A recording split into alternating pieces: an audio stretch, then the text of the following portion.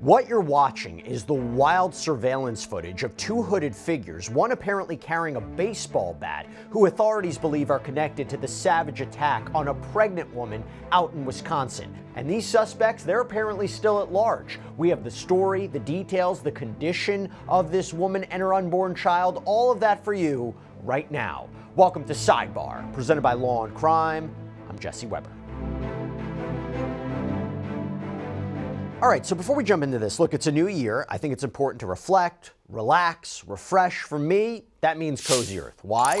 So whether it's loungewear, towels, bedding, they're high-quality products. They're your go-to every time you feel like you or your home need a reset. I mean, their Baja bedding set, not only does the fabric feel like it's built to last a lifetime, but the design is stunning. They have these luxury bath towels that will make you feel like your home is a resort. Who doesn't want that? And Cozy Earth has a 100-night sleep trial, so there's no risk if you don't love them, although I kind of think that you will. Start the new year off right. Give your home the luxury it deserves. Head on over to CozyEarth.com and use code Law&Crime for up to 20% off. Hope you can check it out.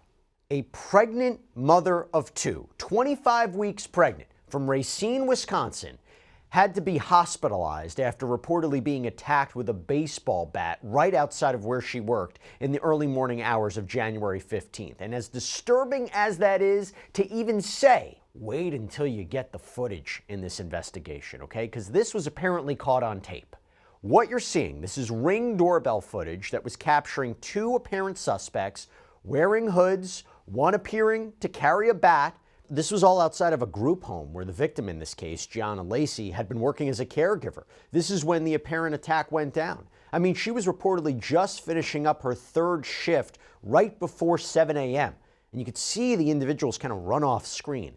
Now, these people have apparently been identified by Gheonna as a man and a woman, although to be clear, there have been no arrests at the time of this recording, which I want to get into why that's the case.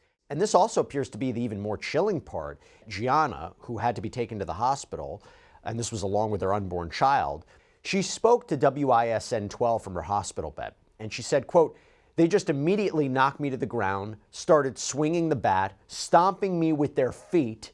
And she added, get this, she was starting to kill the baby, to get the baby. As a pregnant person, you feel like you're safe, like no one is going to touch you. This is what Gheonna said, and obviously that's not the case. And you know what? She was reportedly trying to protect her stomach from the attackers. It's pretty horrifying. I don't know if it gets more horrifying than that. And in terms of who may have done this, Gheonna claims that she recognized the woman. According to her, this was some sort of alleged stalker that was connected to some sort of dispute over a relationship. Apparently doesn't know who the man is. But again, at the time of this recording, there have been no arrests. Why? Now, according to WISN, Gheonna may have a long road to recovery. The baby is stable. She's been released from the hospital. This is according to TMJ4. Telling a reporter for the outlet on Monday, Gheonna said, "I'm better today. Yesterday was a little bit better as well." And she added, "My baby is fine. He is fine." And I just have to say thank goodness for that. Now, there has been a GoFundMe that has been set up here, and we're going to put it up on the screen if you are interested in donating. But it says Gheonna is a devoted mother of two children and is currently pregnant with her third. She also works as a caretaker, providing daily care, compassion, and support to other people's loved ones. Yesterday morning, while simply leaving work and trying to provide for her family, Gheonna experienced an unthinkable and horrific act of violence.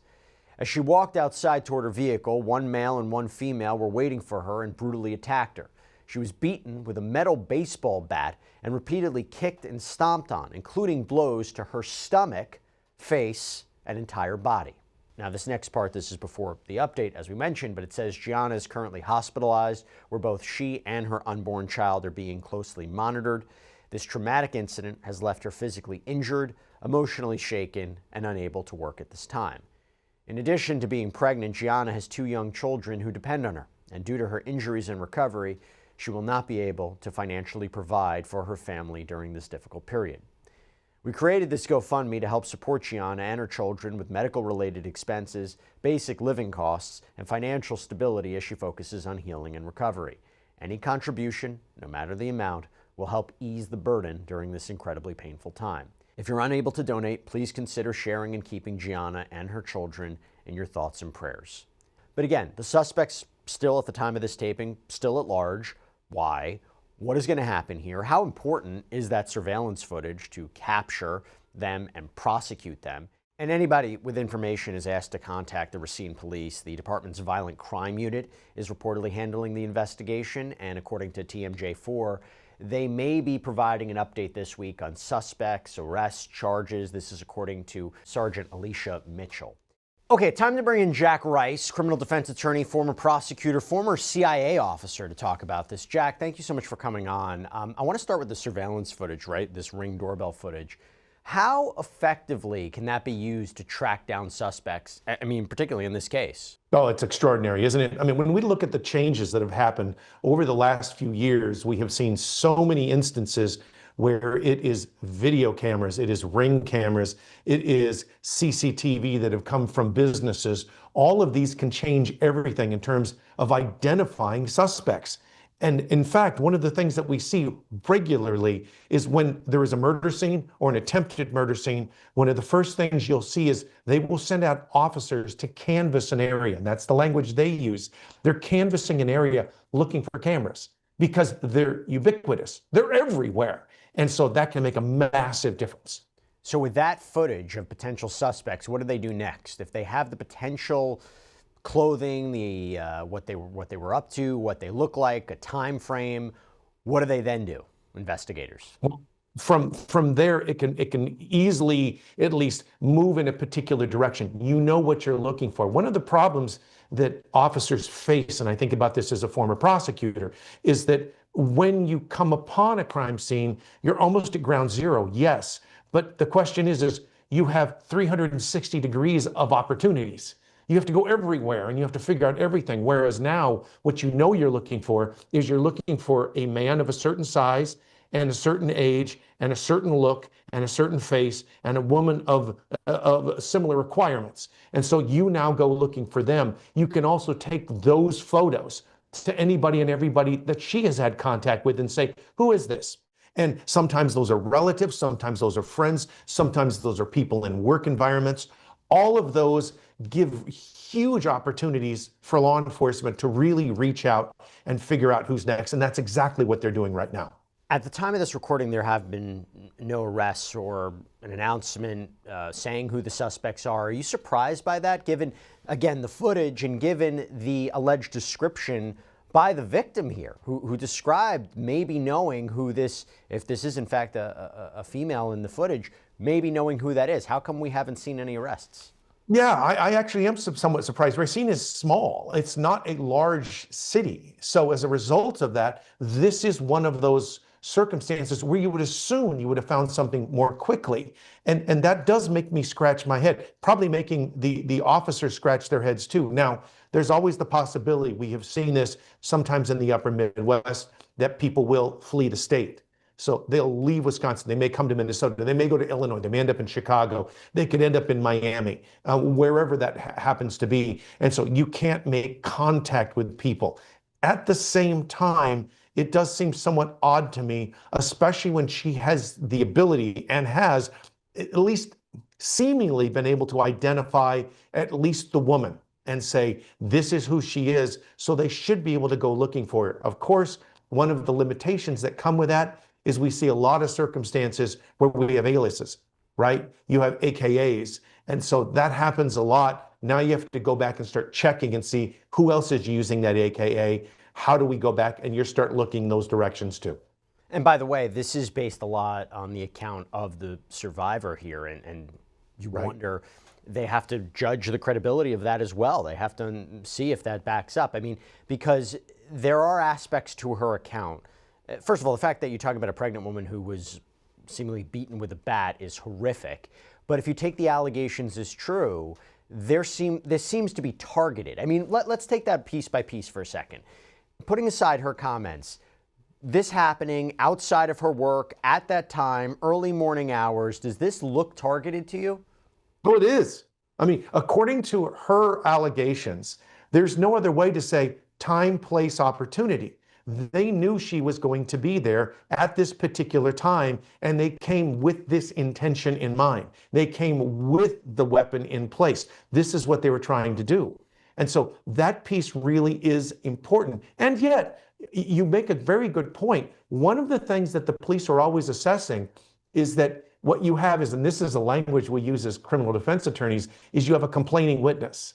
That doesn't necessarily mean that they're a victim. You don't know anything until you know it, right? Because if you go in assuming that everything is true, then you're going down a particular path and you may be wrong. We have seen circumstances in the past where people will make claims or allegations or claim to be a victim and actually weren't. I'm not suggesting that isn't the case here, but what I am saying is that officers have to assess all of it to say, does this make sense? Is this credible? Does the evidence, does everything else that we have support all of these allegations? And that's a piece of this too. And so that's probably a part of what the officers are doing.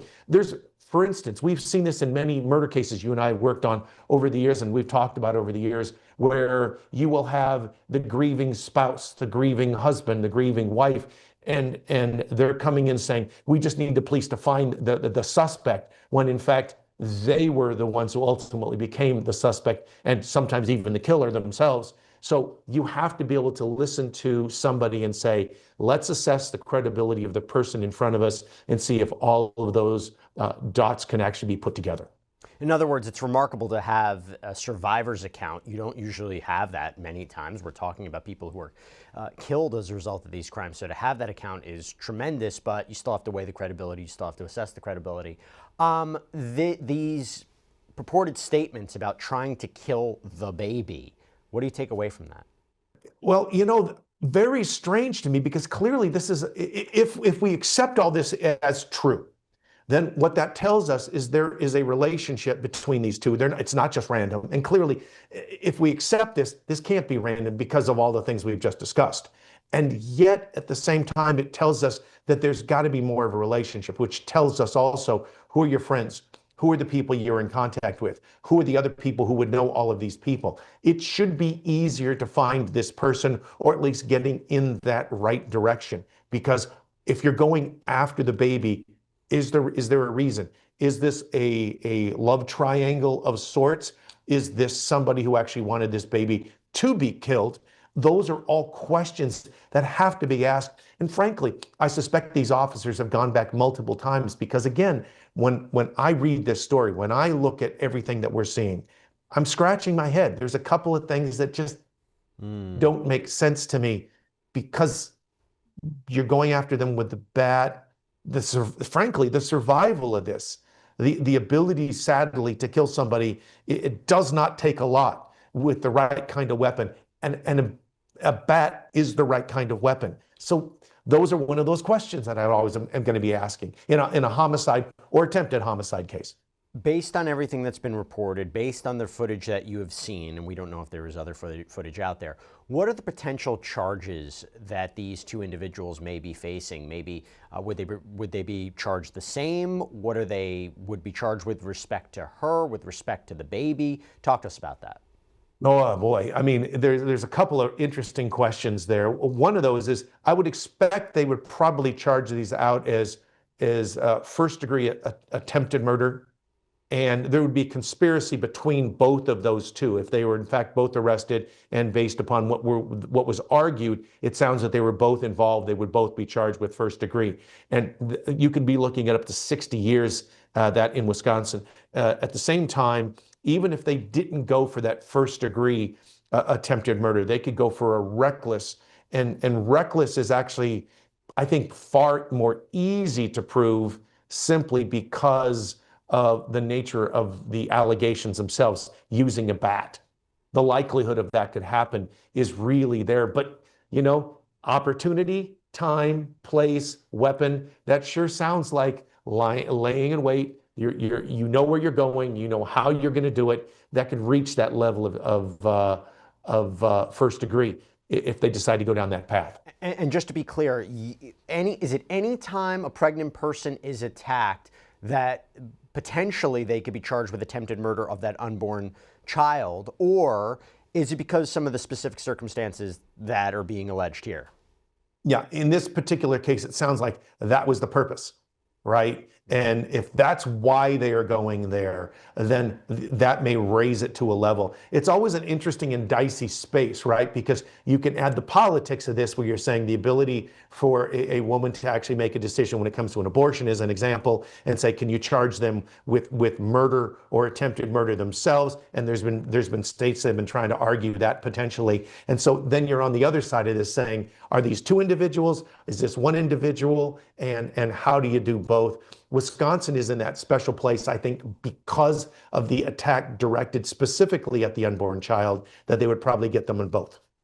What do you expect we're going to hear from law enforcement? I mean, there was reporting that they may make some sort of announcement this week. We'll see. But how do you think that they're going to handle that? And would they announce a suspect? Because isn't it a two-edged sword? Like, if you announce who they are, you know, there's a manhunt for these two people, be on the lookout, but that alerts them, that tips them off, right? So what would you imagine law enforcement would say right now?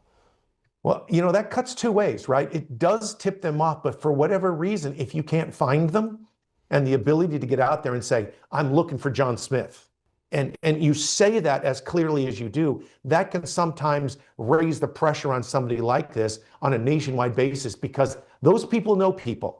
And if that person was somehow connected to Racine or wherever they were, then all of a sudden it can change how not just the local police are looking for them, but how the national police. It's so interesting how the world in the criminal justice system has changed over the years. I mean, you look back over many decades now, and this is a stretch, but follow my logic for a sec.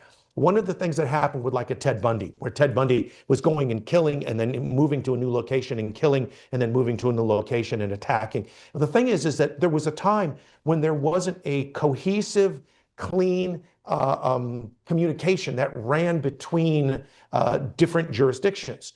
That's changed a lot. And so all of a sudden now, when you go out and do an APB that goes nationwide, the ability to stop somebody just for a traffic ticket, the ability to stop somebody for speeding, looking for a particular person, looking for a particular car, a particular license plate, all of a sudden, what happens in Racine can be looked at in Green Bay, or can be looking at in Philadelphia, or can be looking at in Cleveland. And that's much different than we used to have. And I think that would be one of the reasons where, if you're stuck and all you're saying is, we're looking for John Smith, that can help on a nationwide basis to find John Smith.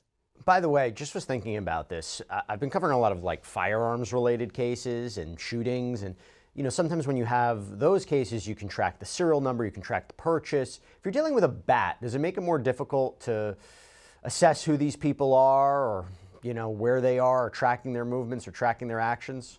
My goodness, yes, and it's a great question. And I mean, one of the examples, and this is the case that went up to the courts of appeals and even the Supremes, is the issue of ghost guns, right? And the thing about ghost guns was that you don't have the ability to track them in the way that you do other firearms that have serial numbers on them. There's a reason that in every jurisdiction in America, taking off a serial number off of a weapon actually is usually a felony anyway.